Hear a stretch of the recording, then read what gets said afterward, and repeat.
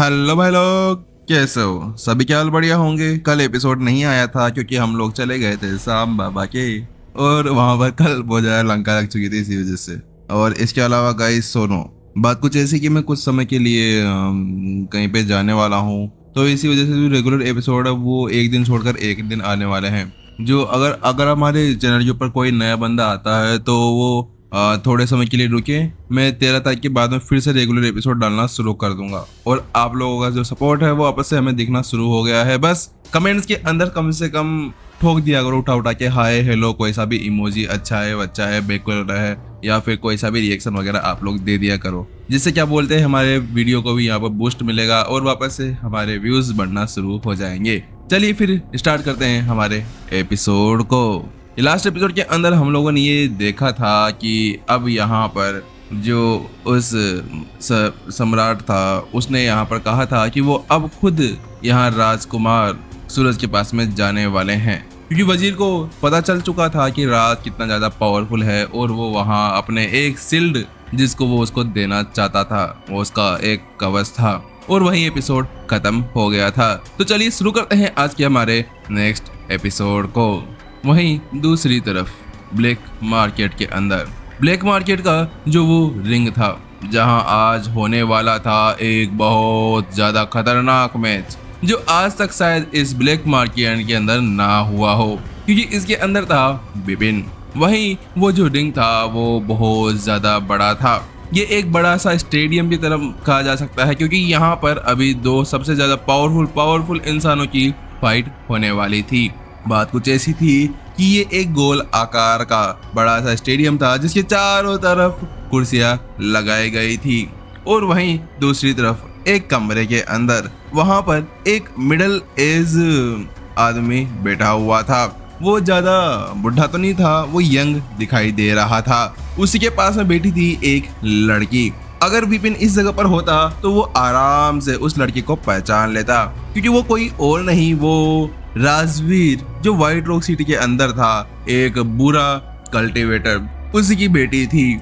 वहां पर वो कहती है, अरे ये क्या है, आखिरकार हम लोगों को अभी तक पता क्यों नहीं चला है कि जो राजकुमार है उनकी जो फाइट है वो उसके साथ में होने वाली है, किसके साथ में वो लड़ने वाले हैं। वहां पर वो थोड़ी सी परेशान होते हुए कहती है, बात कुछ ऐसी थी कि जो श्वेता थी वो यहाँ पर सूरज की पत्नी थी, वो वहाँ उससे ब्याह कर आई हुई थी। तो उसके बाद में एक बंदा आता है और वो कहता है, राजकुमार हमें पता तो नहीं चला है कि अभी तक आपका मैच किसके साथ में है, क्योंकि ऐसा देखने से लग रहा है कि ये बहुत ज्यादा खुफिया मैच है जिसकी जानकारी बाहर नहीं निकल सकती। ऐसा लगता है जैसे कि वो लोग उस बंदे को थोड़ा सा प्रिजर्व कर रखे हुए हैं, इसी वजह से अभी तक उसकी जानकारी बाहर निकल कर नहीं आई। तो श्वेता कहती है, अगर ऐसी बात है तो फिर कुछ ना कुछ करो, हमें जल्दी जल्दी उसकी जानकारी बाहर चाहिए। जब वो इसी बारे में कह ही रही थी कि उसी बीच एक आवाज आती है, अरे देखो देखो देखो, आखिरकार वो लिस्ट आ ही गई है। अब मैं जिसका वेट था कि राजकुमार सूरज किसके साथ फाइट करने वाले हैं, वो आवाज बहुत ज्यादा तेज थी। उस आवाज को सुनने के साथ में यहाँ पर जो राजकुमार श्वेता थी वो कहती है, जल्दी जाइए, देख कर आइए कि आखिरकार कौन है जो हमारे राजकुमार को चैलेंज देने के लिए आई हुई है। मैं भी ये देखना चाहती हूँ कि जोया करना क्या चाहती है, कि उसने यहाँ पर इस तरह से इस बंदे को इतना ज्यादा छुपा कर रखा हुआ है जैसे कि वो नई नवेली दुल्हन है जिसने अपने मुंह पे एक घूंघट लगाया हुआ है।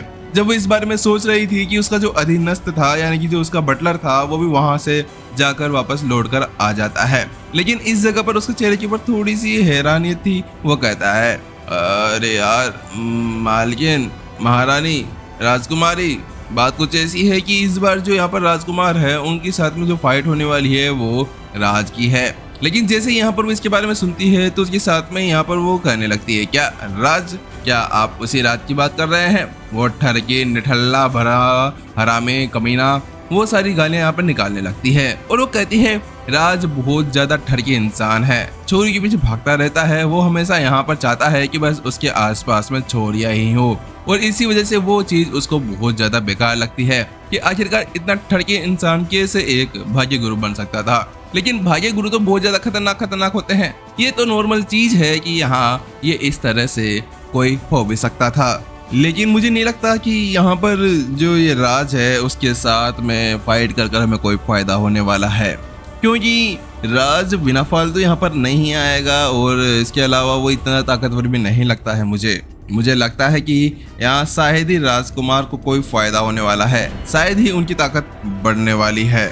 इस जगह पर जो राजकुमारी श्वेता थी उसके हाथ के अंदर एक किताब थी, वो उसी किताब को पढ़ रही थी और उसी किताब के अंदर से वो सारी जानकारी बाहर कह रही थी। लेकिन ये एक भाग्य गुरु है और ये कैसे इस जगह पर इस लाइन के अंदर आ सकता है? श्वेता को ये बात थोड़ी अजीब लगती है और अपने सामने खड़े हुए बैठे हुए जो राजकुमार सूरज था उससे ये शब्द कहती है, क्योंकि जो डेस्टिनी यानी कि जो भाग्य गुरु होते हैं वो लोग बहुत ज्यादा पावरफुल होते हैं और वो ऐसा कोई कदम नहीं उठाते हैं।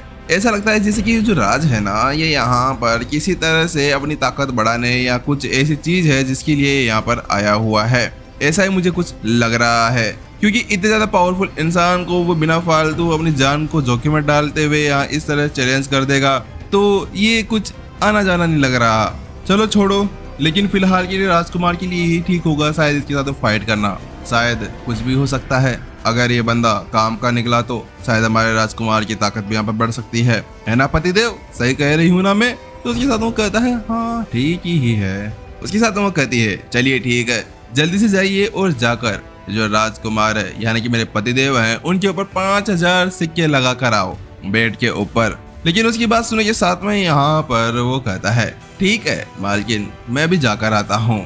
उसके बाद में वहां से चला जाता है, लेकिन उसको लौटने में ज्यादा समय नहीं आता है और वो थोड़ा सा मुंह लटकाते हुए आता है और उसके साथ में ही वो वहां पर आते हुए कहता है मालकिन। तो उसकी बात सुनने के साथ में कहती है हाँ क्या हुआ, क्या बात है, आखिरकार तुम ऐसे मुंह लटका कर वापस क्यों आ गए हो?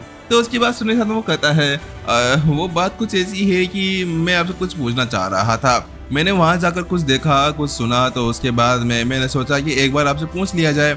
तो वहीं श्वेता कहती है हाँ बताइए क्या हुआ, आखिरकार इतने ज्यादा दुखी क्यों लग रहे हैं? ऐसा लग रहा है जैसे कि आपकी गर्लफ्रेंड आपको छोड़कर किसी और के साथ में भाग गई है या फिर आपके ऊपर किसी ने नीले ड्रम का वार किया हो। कहीं मुस्कान झूठी है वाली तो मुस्कान तो आप पीछे नहीं पड़ गई है? श्वेता उससे कहती है। तो उसकी बात सुनने साथ वो कहता है नहीं ऐसी कोई बात नहीं है, यहाँ काला बाजार में कौन ही झूठी मुस्कान लेकर यहाँ पर मेरे पीछे आएगी मुझे मारने के लिए। मैं तो आपको ये बताना चाह रहा था कि यहाँ पर अभी मैंने कुछ सुना है। बात कुछ ऐसी है कि अभी राजकुमार और जो राज है वो पूरी तरह से आसपास के अंदर फैले हुए हैं और उनकी ही बातें, उनकी ही चर्चाएं यहाँ पर चल रही है। मैंने कहीं से सुना है कि जो उनका औसत है वो यहाँ पर बहुत ज्यादा कम ज्यादा है। तो उसके बाद सुनी साथ में वो कहती है क्या औसत? उस जगह पर यहाँ पर वो भी समझ चुकी थी कि औसत का क्या मतलब है। बात कुछ ऐसी है कि यहाँ पर कौन कितने बड़े मैचेस में से एक मैच जीत सकता है, यानी कि जैसे राजकुमार है वो यहाँ पर अगर 3 मैच खेलते हैं तो उसमें से यानी अगर वो 1 मैच खेलते हैं तो उसमें से यहाँ पर बहुत मुश्किल से चांस है उसका जीतने का। लेकिन वहीं दूसरी तरफ अगर राज की बात कहे तो वो यहाँ पर 3.5 मैचेस के अंदर से 1 मैच जरूर जीतेगा और यहाँ पर ये औसत बहुत ज्यादा ही था। जैसे कि यहाँ पर मान लिया जाए कि अगर किसी के अंदर 501 मैच कराए जाएं, उनमें से वो बंदा केवल 1 ही मैच जीतता है तो उसी का औसत यहाँ पर वो निकाल कर लेकर आते हैं। जब यहाँ पर श्वेता इसके बारे में सुनती है तो उसके साथ में ही वो बहुत ज्यादा हैरान रह जाती है। क्या ये जोया पागल तो नहीं हो गई है? क्या उसने वास्तव में हमारे राजकुमार यानी कि मेरे पति देव को इतना ज्यादा बेकार और निठल्ला समझा है? क्या उनको लगता है कि यहाँ पर जो राजकुमार है वो इतने ज्यादा कमजोर होंगे कि उनको यहाँ इस तरह से कंपेयर किया जा रहा है? अरे ये तो कोई औसत भी नहीं है, आखिरकार उसका दिमाग तो खराब नहीं हो गया? उसकी बात सुनने के साथ में यहाँ पर बटलर कहता है अब बताइए राजकुमारी हमें क्या करना चाहिए, क्या अभी भी हमें इसके ऊपर साथ लगानी चाहिए? लेकिन उसकी बात सुनने के साथ में श्वेता थोड़ी सी हैरान, थोड़ी सी खामोश, वो कुछ सोच विचार करने लगती है। वो सोच रही थी क्या बात है, आखिरकार राज इतना ज्यादा पावरफुल है कि उनके औसत को इस तरह से दिखाया गया है, क्योंकि वास्तव में ये 3.1 का ये कुछ ज्यादा नहीं हो गया? क्या ऐसा तो नहीं कि राज ने अभी कुछ ऐसा काम किया हो, ऐसा कोई कांड किया हो जिसके बाद में उसकी ताकत ज्यादा ही बढ़ गई हो? ये शब्द यहाँ पर वो अपने सामने खड़े हो बटलर से कहती है। तो बटलर कहता है मालकिन मुझे इसके बारे में ज्यादा कुछ नहीं पता है, वो तो बात कुछ ऐसी है कि बाहर एक मोटू सा दिखने वाला एक बोरा है जो यहाँ कह रहा है कि ऐसा कुछ होने वाला है। तो श्वेता कहती है ओ अच्छा ऐसी बात है, चलिए ठीक है उस मोटे को यहाँ पर लेकर आओ, मैं भी देखता हूँ कि आखिरकार ये कौन सा लाहौरी जीरा पीकर यहाँ पर हमारे साथ में मजे ले रहा है। उसके बाद सुनने के साथ में बटलर वहां से चला जाता है और वहां से जाने के बाद में वो समय वापस आता है। उसके साथ में एक मोटा सा हट्टा खट्टा सा गोलू सा मोलू सा एक मोटा आदमी आता है। हाँ जी, वो कोई और नहीं, हाँ जी वो हमारे मोटे का मोटा ही है, यानी कि हमारा मोहन। क्योंकि मोहन यहाँ पर अभी अपना काम कर रहा था जैसा विपिन ने उसे करने के लिए कहा था। वो वहाँ पर आता है और कहता है, जी राजकुमारी क्या बात है, आखिरकार आपको मेरे से क्या मदद चाहिए। तो उसके साथ में राजकुमारी श्वेता कहती है, कुछ नहीं, बस मुझे आपसे कुछ सवाल जवाब पूछने थे। क्या आप मुझे बता सकते हैं कि इस लड़ाई में क्या होने वाला है। तो उसकी बात सुनने के साथ में यहाँ पर जो मोहन था वो यहाँ पर बड़ा लालची होता है और कहता है, जी महारानी, जी राजकुमारी जी, जी जरूर, आखिरकार आपका हुक्म सर आंखों पर, आप बताइए कि क्या जानकारी चाहिए। उसके साथ में श्वेता वहाँ पर कहने ही लगती है कि उसके साथ में कहता है, लेकिन इसके लिए तो यहाँ पर 20,000 सोर्स कॉइन लगने वाले हैं। लेकिन जैसे यहाँ पर वो ये शब्द कहता है तो उसके साथ में यहाँ पर राजकुमारी के तो यहाँ पर होश उड़ जाते हैं। तुम मोटे बेवकूफ हो गया, हर एक क्वेश्चन के लिए तुम यहाँ पर 20,000 लेने वाले हो। मैं अभी तुम्हारी शिकायत यहाँ पर आसपास में कर देती हूँ, तुम्हें यहाँ पर जेल होगी, तुम्हें यहाँ पर डंडे पड़ेंगे, फिर तुम्हारे पिछवाड़े से भी यहाँ पर 20,000 सोर्स कॉइन बाहर निकल कर आने वाले हैं।